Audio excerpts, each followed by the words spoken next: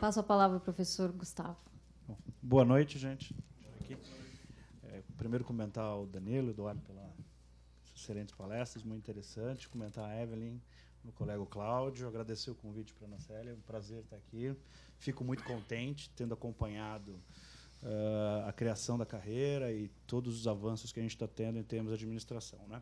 Eu vou comentar e tentar, na verdade, comentar um pouco no sentido do que foi passando na minha cabeça em função das provocações que foram feitas a partir das duas apresentações, né?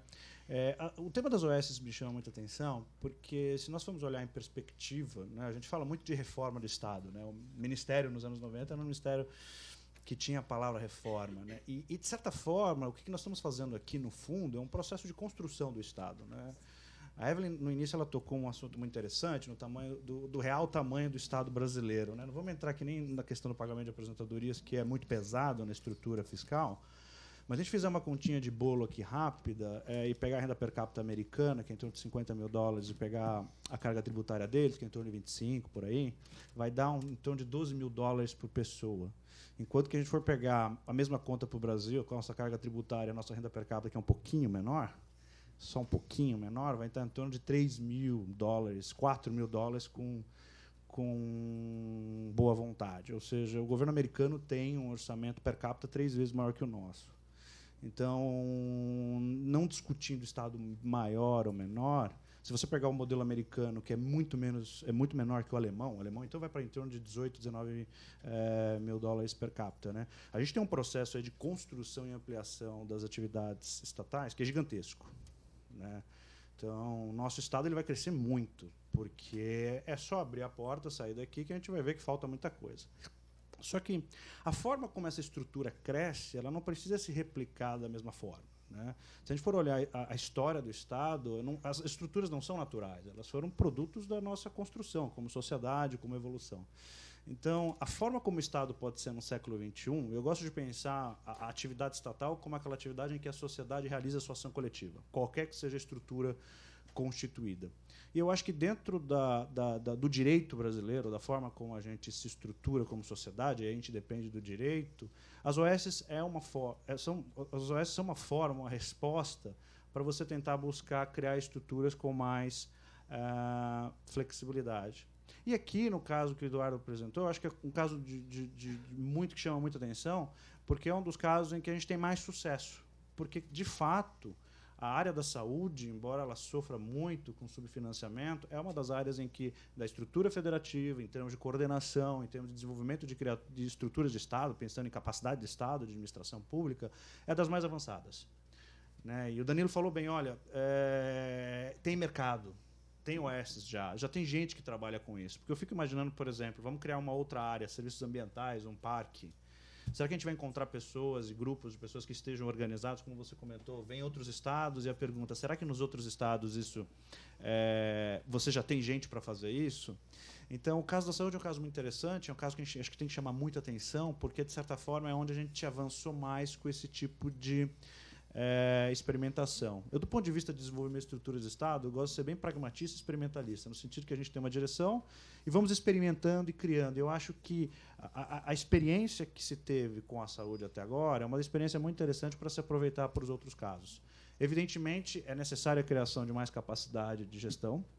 Eu acho que isso, as duas apresentações, elas colocaram de uma forma bem clara, no sentido que, olha, você consegue bons resultados porque existem características diferentes que, em geral, vão na direção de maior flexibilidade. Embora seja verdade que, no ponto inicial, muito se deve, por causa da LRF, alguma forma de você reduzir despesas com o pessoal. Mas, de qualquer forma, esse modelo não ficou nisso e foi muito além, no sentido de conseguir abrir espaço para outras possibilidades.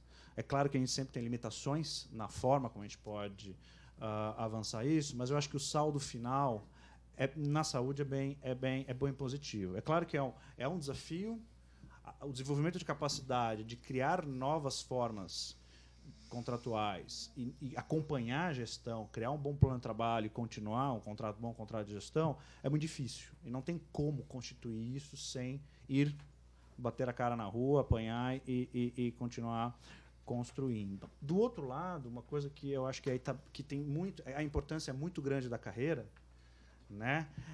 É o seguinte: tudo isso exige uma expertise. E esse conhecimento ele vai sendo acumulado. É claro que a gente não pode ter o vício de achar que, olha, essa estrutura chama a fórmula do bolo e pronto, acabou, é sempre repetir.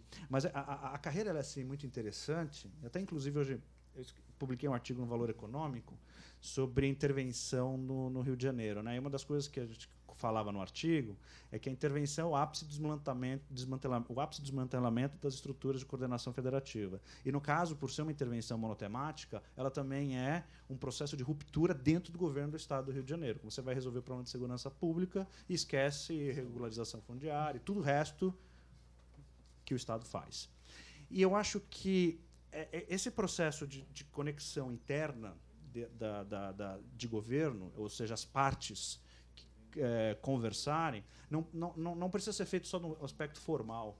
Sem dúvida alguma, é muito importante que exijam instâncias formais, ou como, por exemplo, o planejamento consiga conversar com todas as secretarias fins e por aí construir um bom planejamento, construir um bom acompanhamento. Mas, sem dúvida alguma, a capacidade da carreira de ter profissionais que vão rodando, certo? Que acumulam experiência e conseguem levar para um outro lado, e, ao mesmo tempo, desenvolve uma linguagem, uma perspectiva de gestão e consegue se conversar nas diversas partes do governo, é fundamental, certo, para que a cooperação intragoverno se desenvolva. E, sem dúvida alguma, a gente não consegue falar em políticas públicas sem a gente pensar de uma forma integrada, planejada. Então, eu acho que a carreira, por mais que encontre dificuldades, e a gente está num momento que eu acho que particularmente nos toca e nos deixa um pouco pessimista, a minha visão, pelo contrário, a minha visão a médio e longo prazo é extremamente otimista. E eu vejo essa carreira de uma forma extremamente importante, porque ela não só vai levar uma boa gestão para aquela história, tocar um contrato, desenvolver indicadores, é complexo, né? Vocês estão enfrentando o dia a dia. Melhorar contratos, porque contratos a gente aprende a fazer com o tempo e vamos aperfeiçoando, e novas demandas sociais vão sendo criadas e, portanto, novas formas contratuais precisam ser elaboradas para dar conta para essas respostas, mas, ao mesmo tempo, a carreira ela tem essa capacidade de criar conexão dentro do Estado. Eu acho que isso é um universo um pouco ainda explorado. Mas eu acho que a própria necessidade e a democracia, queira ou não queira, a democracia ela tarda, mas ela não falha, vamos dizer assim. Estou sendo otimista, mas... Não, e por um aspecto simples, né? Mudanças democráticas não são mudanças do nosso tempo biográfico, tem mudanças geracionais, né? Por isso que eu sempre falo isso, porque a gente sempre vai morrer frustrado, porque demora, né? Mas, assim, pensando a médio e longo prazo, eu vejo de uma forma muito positiva. Eu acho que a carreira tem essa capacidade, inclusive, por exemplo, de levar esse aprendizado todo que você tem na área da saúde para as outras áreas. Tá? Meu enfoque aqui é extremamente... Estou tentando aqui ser positivo, eu acho, que até é bom para o momento, mas foi disso que eu tirei como denominador comum das duas apresentações. Olha, tem um avanço muito grande. O SUS, por mais problemas que ele tenha, e a forma de gestão que a gente tem na saúde, por mais problemas que ela tenha, é um exemplo em termos de coordenação, unir municípios, do governo estadual, certo? Para diversas outras áreas da funções da administração pública. E, por outro lado, a carreira de gestão ela tem um papel fundamental a não só trazer a cultura de desempenho, desenvolver esses indicadores, ajudar a fazer esses acompanhamentos dos contratos, como também disseminar e facilitar a comunicação entre o governo, que é talvez um dos problemas, um dos nós gordos que a gente tem que resolver, em que a gente trabalha ainda com um sistema de caixinhas fechadas que não se comunicam e fica muito difícil. Então, eu fico muito contente quando eu vejo, por exemplo, uma carreira em que as diversas áreas elas parecem ser tocadas, certo? E existe aí um potencial muito grande de expansão disso. Se vai ser agora, se isso vai se consolidar rapidamente, não sei. Se talvez até uma outra forma de constituir o Estado, a administração pública, pensado, vai surgir, pode ser. Mas, sem dúvida alguma, eu vejo com muito potencial e muito otimismo. Tá? Não quero me alongar mais, mas, de certa forma, acho que seriam essas as palavras que eu teria para trazer aqui nessa primeira intervenção de comentário. Então, obrigado. Muito obrigada, professor Gustavo Fernandes. Nós gostaríamos de agradecer a presença do senhor Jorge Luiz dos Santos. Ele é presidente executivo do Conselho Estadual de Secretários Municipais de Administração do Estado de São Paulo. Dando início à primeira rodada de perguntas, primeira e única em razão do tempo, uma pergunta para o secretário adjunto Eduardo Adriano. Em relação aos resultados das OS comparadas aos da administração direta, gostaria de compreender como funciona a análise da qualidade do serviço prestado. Isso porque o cumprimento de metas quantitativas é importante e indica algumas coisas, mas não garante um serviço de excelência e não é suficiente para evitar gaming dos indicadores. A pergunta é da Ana Carolina, daqui da FGV.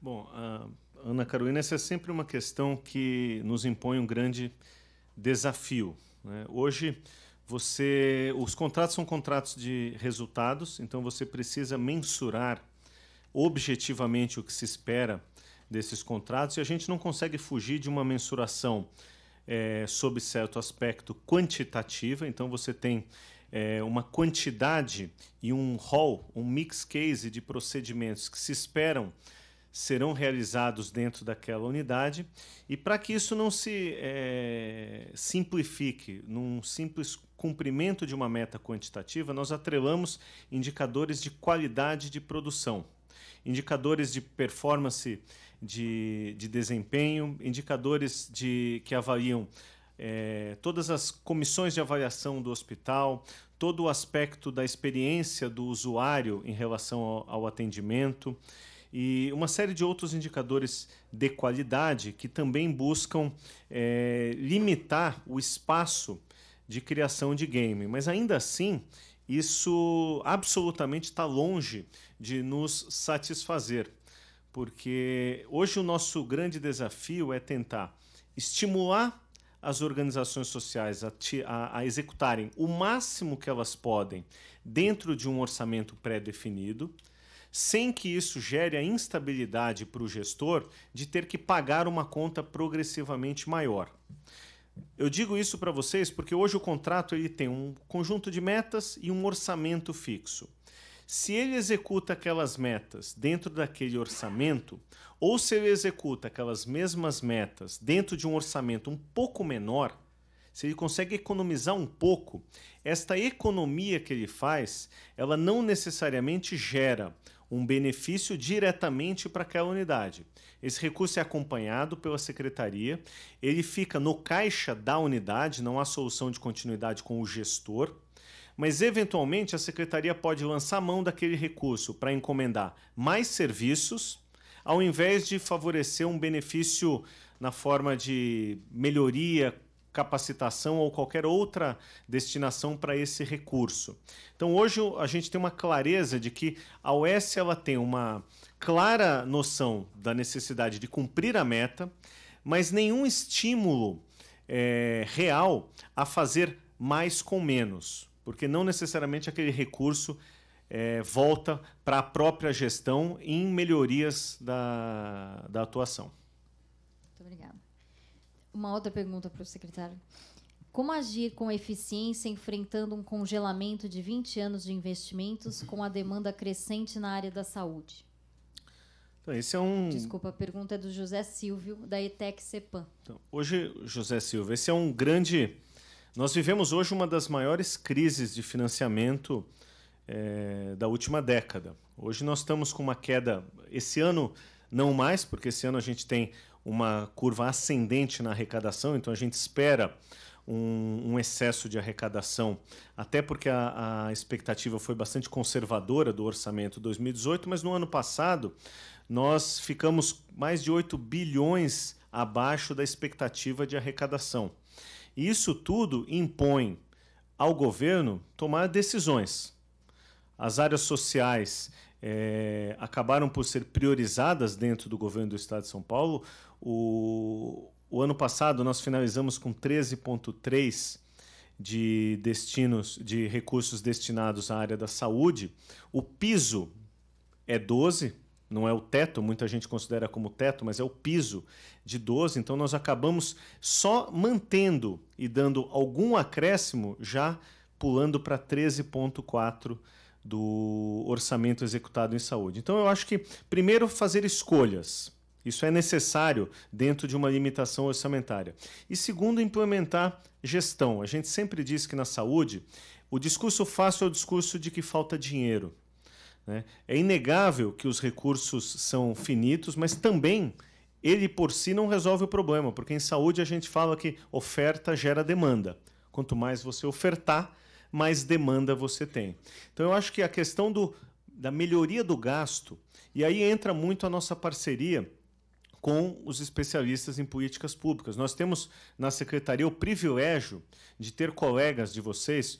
Tiago está lá, tem uma atuação fortíssima no acompanhamento dos 60 ambulatórios. O Danilo coordena o setor que acompanha os hospitais. 3 bilhões daqueles 5 bilhões estão no setor que o Danilo coordena. A Maíra, uma outra colega, nos acompanha na questão das PPPs. Então, eu acho que ter uma oxigenação, alguém que vem de fora, com mais experiência do que a gente na questão da gestão pública moderna, porque se especializou nisso e vem com um olhar sem nenhum prejuízo da rotina, que é o que a gente acaba tendo, estando lá mergulhado no dia a dia, isso é fundamental para a gente implementar melhorias e, junto com as nossas escolhas, poder fazer um pouquinho mais com o mesmo recurso.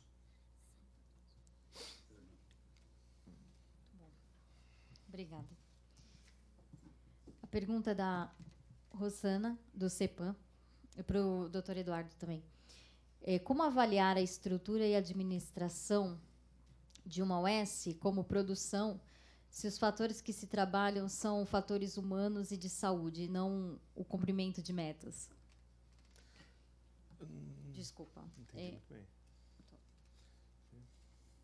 Como avaliar a estrutura e a administração de uma OS como produção?